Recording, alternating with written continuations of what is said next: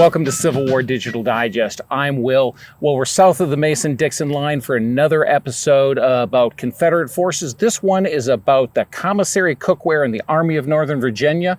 Andrew Bentley is with me. Andrew, what am I looking at here?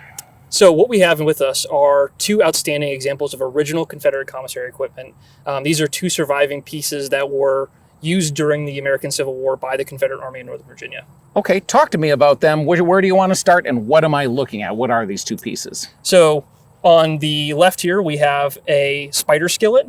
This is essentially a Dutch oven with a handle with a removable lid to be able to cook and bake things in, as well as fry up like a frying pan. And then over here, you have a camp kettle, which is essentially just a cast iron pot with three small legs that help stabilize. Okay, talk to me how they're used. So the spider skillet is kind of your universal cooking apparatus. The spider skillet can be used like as a Dutch oven to bake things in. You have a coal lid here with that flange that will help retain the coals as you're cooking.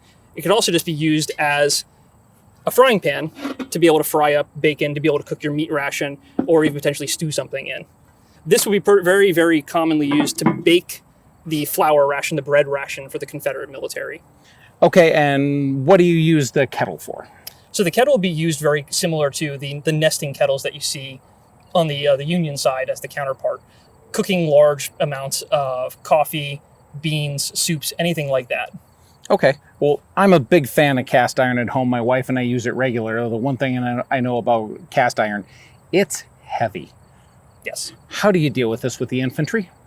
Indeed, it is extremely heavy, and moving it is a logistical challenge. So there was, in the Confederate military, a dedicated commissary wagon for this, often called the skillet wagon by the soldiers. Where would you find the skillet wagon in the Army? So the skillet wagon would typically be very close to the infantry, cooking being the predominant need for most of the soldiers to be able to cook and prepare their rations. The Confederate ration relied heavily upon being able to prepare it. There wasn't nearly as much hard bread as you see in the Union Army. So being able to cook your ration was essential to being able to maintain the Army on campaign and even in active combat. So the skillet wagon would be always close behind, and towards the end of the war, it was still one of the only wagons maintained by the Army of Northern Virginia, even on Lee's retreat to Appomattox.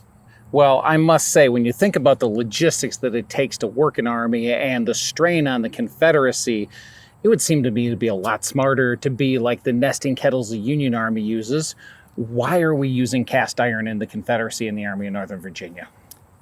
The biggest reason is just availability of materials. So the South did not have the same availability of materials and manufacturing capabilities to produce the mass amounts of tinware. Certainly there were instances of captured equipment being used by the Confederacy, but there were foundries already set up in the South, particularly one in Richmond, that would have been able to turn out these types of pieces of commissary equipment very easily and on the scale of production that was needed to supply an army.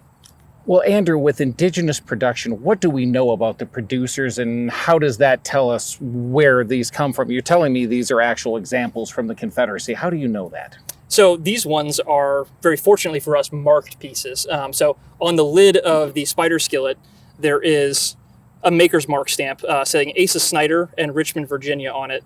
And on the bottom of this camp kettle here, it says Snyder and Walker, Richmond, Virginia, same typeface and stampings. These give us a really great amount of information of who manufactured these. So these were both produced by the Richmond Stove Works in Richmond, Virginia, between 1862 and 1864. Asa Snyder was the owner of the Richmond Stove Works before the war, and at the outset of the war, his production really ramped up to start providing these for the Confederate government all the way through the war, with the highest production year actually occurring in 1864. Okay. Let's start with the kettle. What can you tell me specifically about this? What am I looking at, and where do you think this has been? So this is a number 9 camp kettle. This is a very common style of the era. The pattern of it is similar to ones of the 1840s. So it's an earlier pattern style. Number 9 designates the size, loosely about the dimensions, but really a period styling. It's got a wrought handle that's blacksmith made. You can see the hinge points here where they actually joined extra pieces of metal with forge welding to reinforce that point. This one was manufactured by Snyder and Walker.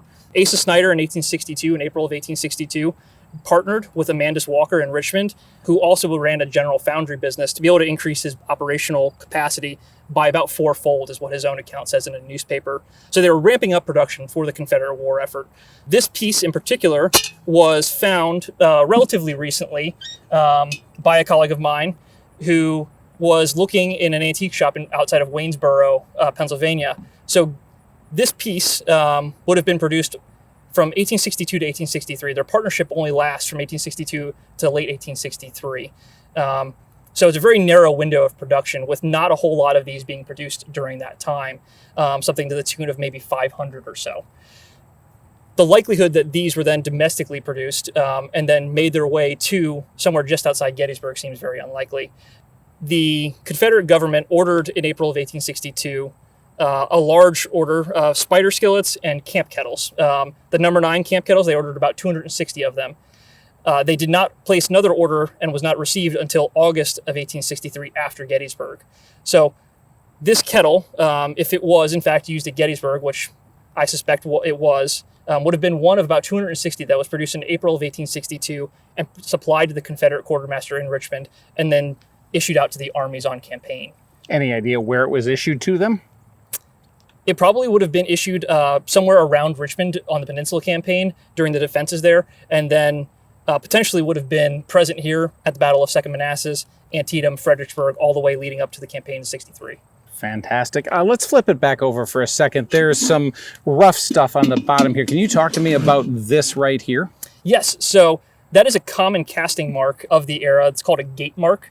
Unlike modern cast iron where it's filled in from the sides and then broken off from the mold, the sand molds of the era would have used 2 parts and cast through a top slot almost that would have gone into the mold from the top. So when the sand casting came off, you'd be left with this large piece kind of protruding out that was broken off. And that breaking action is what creates this kind of rough edge, and it's called a gate mark. Why did we change that? Efficiency of casting. You get far more efficient castings by being able to use more modern methods from the side. You get less of the imperfections in the casting that you can see, where you can see these casting flaws. So you get a more even flow rate of the iron into the mold, so you don't get cool spots where the cooler iron is interfacing with the new hot iron that's going in. Okay, great. Let's talk about the spider skillet. What do we want to look at here specifically? So this spider skillet is actually an extremely rare piece, rarer than the camp kettle. While the camp kettle is rare because it was not dug archaeologically, it was not found under the earth, it was actually intact, which is extremely rare for Confederate commissary equipment. This one was dug. However, it is a fully complete intact example of a 13-inch spider skillet, which there were not a lot produced by Asa Snyder during the war. Well, looking at his receipts, we know that he only supplied 44 of this size that are documented. Using the overall percentage, it was probably around 200 or less that he actually produced throughout the entire war of this size.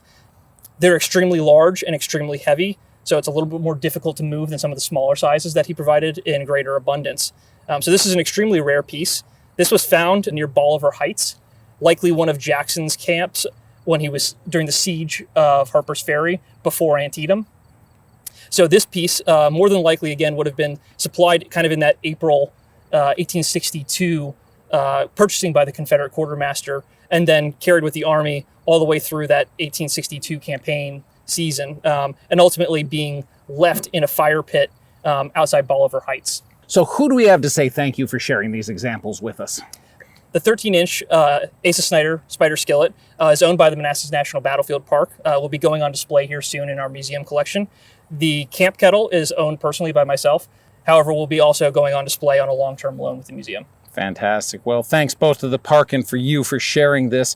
As we look at this and you think about it, and you've used these pieces, and we'll use them again at another point or other examples, what thought does it give you as you think about the Confederate soldier in the field? To me, it really speaks to the reliance on the infrastructure of the Army as a whole and being a part of a larger organization. As a soldier, you're not able to carry these with you into combat. But these are pretty much your only means and methods of cooking the rations that you're being issued. Otherwise, you end up making things like hoe cakes and cooking them on the side of a board, trying to get ingenious with cooking your rations. So it highlights to me the reliance on the overarching system, the logistics system to support an army. Well, thank you for bringing these in, both in your professional and your personal capacity. Go ahead and share it with us today. always happy to bring them out. Great. Well, thank you for spending your time with Civil War Digital Digest. We also say thanks to our patrons, the CWDD Coffee Grinders. Their financial support makes it possible for us to do more of this and bring a wider range of content to you. Today, it's about seeing what the Confederate supply system and Confederate soldiers had to do to make sure that the men could be fed.